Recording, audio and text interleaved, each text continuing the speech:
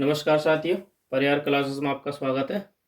हम हिंदी व्याकरण पढ़ रहे हैं, जिसमें आज हम विराम चिन्हों को देखेंगे। चलिए शुरू करते हैं। सबसे पहले परिभाषा देखते हैं, अर्थ देखते हैं। विराम का शाब्दिक अर्थ होता है ठहराव अथवा रुकना। किसी भी भाषा में बोलते, पढ़ते या लिखते समय या किसी कथन को समझाने के लिए अथवा भावों को स्पष्ट करने के लिए वाक्यों के बीच में या अंत में थोड़ा रुकना होता है, और इसी रुकावट का संकेत देने के लिए जो चिन्ह होते हैं उन्हें ही विराम चिन्ह कहते हैं। विराम चिन्ह के प्रयोग से भावों को आसानी से समझा जा सकता है और भाषा में स्पष्टता भी आ जाती है। यदि उचित स्थान पर इनका प्रयोग न किया जाए तो अर्थ का अनर्थ भी हो सकता है। जैसे रोको मत जाने दो, रोको मत जाने दो, इसका मतलब ये हुआ कि रोको किसी को जाने मत दो, और रोको मत जाने दो मतलब किसी को रोको मत, उसे जाने ही दो। केवल कॉमा से ही इसमें अंतर पड़ गया। तो हम देखेंगे कि किस विराम चिन्ह का यूज किस स्थान पर होता है। सबसे पहले हम इनकी पहचान करेंगे। पहचान देखिए, एक होता है पूर्ण विराम। पूर्ण विराम के लिए हिंदी में हम सीधी खड़ी लाइन का यूज करते हैं। ये विराम चिन्ह आप याद कर लीजिए, क्योंकि ये पूछे जाते हैं तो सवाल यहां से आते ही आते हैं। अगला होता है अर्ध विराम। अर्ध विराम में एक बिंदी और कॉमा। फिर होता है अल्प विराम। अल्प विराम में केवल कॉमा, प्रश्नवाचक या प्रश्न सूचक, जिसमें हम ये वाला चिन्ह यूज करेंगे। विस्मयादिबोधक चिन्ह या विस्मय सूचक चिन्ह हम डंडा के नीचे बिंदी ये वाला यूज करेंगे। योजक चिन्ह यानी कि दो, यदि वाक्य कोई जोड़ रहा होगा तो इसमें ये डैश वाला यूज करते हैं। और निर्देशक चिन्ह में हम मोटा वाला डैश यूज करते हैं। उद्धरण चिन्ह कोमा, इन्वर्टेड कोमा होते हैं, वो दोनों यूज करते हैं हम। ये एकल हैं और ये युगल हैं।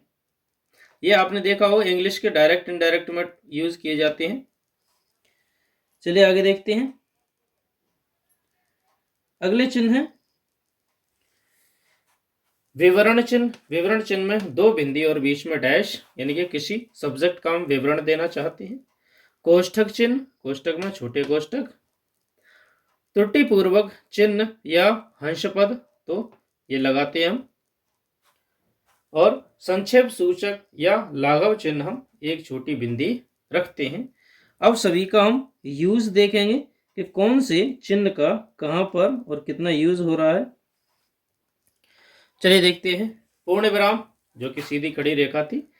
पूर्ण विराम का यूज हम वाक्य को पूरा होने पर करते हैं या उसका चिन्ह किया जाता है।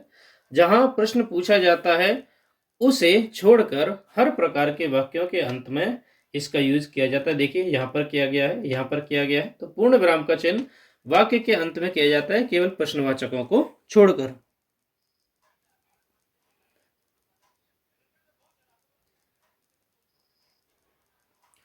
अगला है, जैसे कि एग्जाम्पल उसके सुबह का समय था, तो था के बाद फुल स्टॉप, पूर्ण विराम। भारत मेरा देश है, तो पूर्ण विराम। अर्ध विराम, जहां पूर्ण विराम जितनी देर न रुक करके उससे कुछ कम समय तक रुकना हो, वहां अर्ध विराम का यूज किया जाता है। इसका प्रयोग विपरीत अर्थ प्रकट करने के लिए भी किया जाता है। जैसे भगत सिंह नहीं रहे, वे अमर हो गए, यानी कि वो मृत्यु तो हो गई उनकी, लेकिन वो अमर हो गए। तो भगत सिंह नहीं रहे, अमर हो गए।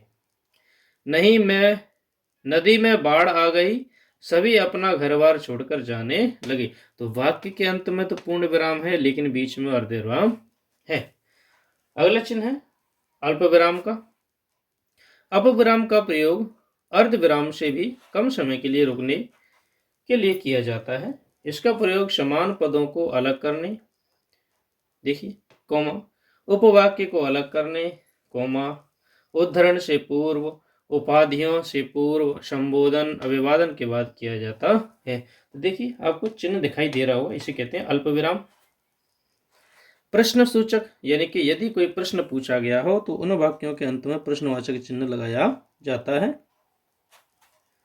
विस्मयादिबोधक चिन्ह या विस्मय सूचक चिन्ह, या तो कोई खुश हो, हर्ष, घृणा, दुख, करुणा, दया, शोक, विस्मय आदि भावों को प्रकट करने के लिए इस चिन्ह का यूज किया जाता है। संबोधन के बाद भी इसका प्रयोग किया जाता है, जैसे वाह, तो आश्चर्य कर रहे हैं, कितना सुंदर पक्षी है, उसके बाद भी हो रहा है, खुशी हो रही है। अरे तुम आ गए, आश्चर्य, तो आश्चर्य में भी विस्मय सूचक चिन्ह का यूज होता है। ओह, तुम्हारे साथ तो बहुत बुरा हुआ, तो दुख में भी हम विस्मयादिबोधक चिन्हों का यूज करते हैं। चिन्ह आपको याद रखने हैं, ये बने हुए आ सकते हैं कि किस प्रकार का चिन्ह है। चलिए आगे देखते हैं हम। योजक चिन्ह है। इस प्रकार के चिन्हों का प्रयोग युग्म शब्दों के मध्य या दो शब्दों के मध्य संबंध स्पष्ट करने के लिए किया जाता है। शब्दों को दोहराने की स्थिति में भी इसका यूज किया जाता है, जैसे पीलाशा, खेलते खेलते, सुख दुख। तो इन सभी में जो दो जोड़े वाले शब्द होते हैं उन्हीं में इस योजक चिन्ह का यूज किया जाता है। माता पिता तो बीच में योजक चिन्ह, भाई बहन तो बीच में योजक चिन्ह।